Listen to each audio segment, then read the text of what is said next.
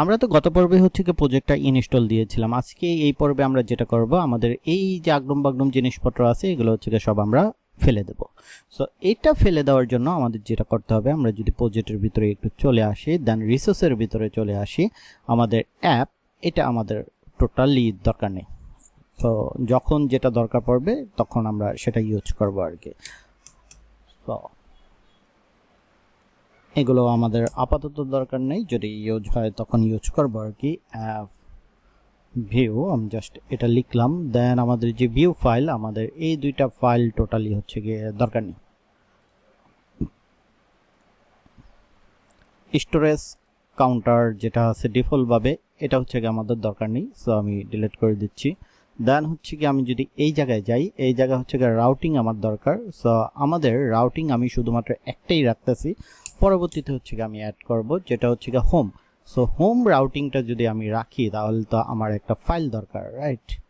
So আমি এই জায়গায় জাস্ট হোম নামে ফাইল ক্রিয়েট করলাম এবং এটা হচ্ছে গিয়ে জাস্ট হোম।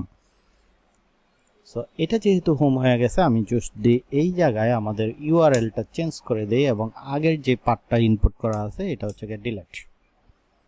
দেন আমি এগুলো একটু ক্লোজ করি। আমাদের স্টোর নাই, রাউটে যা ছিল এটা আমি ঠিক করে ফেলছি।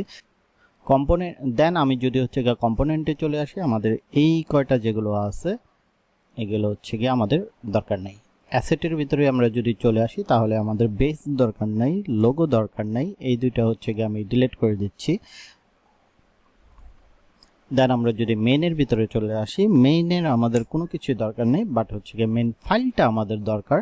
সো এটা থাকুক। অ্যান্ড যদি আমরা একটু মেইন জিএস দেখি তাহলে দেখবো যে আমাদের সিএসএস ফাইলটা ইনপুট করা আছে এবং এই জায়গায় হচ্ছে গিয়ে আপনার প্রথমে হচ্ছে গিয়ে ভিউটা ইনপুট করছে, তারপরে পিনিয়াটা ইনপুট করা হয়েছে, দেন হচ্ছে গিয়ে অ্যাপটা করা হয়েছে, দেন হচ্ছে গিয়ে আপনার রাউটটা ইনপুট করা হয়েছে এবং এই জায়গাতে হচ্ছে গিয়ে ভিউ ক্রিয়েট করা হয়েছে। তো এখন যদি আমি দেখি যে এত কিছু কাটসাট করার পরও সবকিছু ঠিকঠাক মতন রান করতেছে কিনা, তাহলে আমি দেখবো যে সবকিছুই ঠিকঠাক মতন রান করতেছে।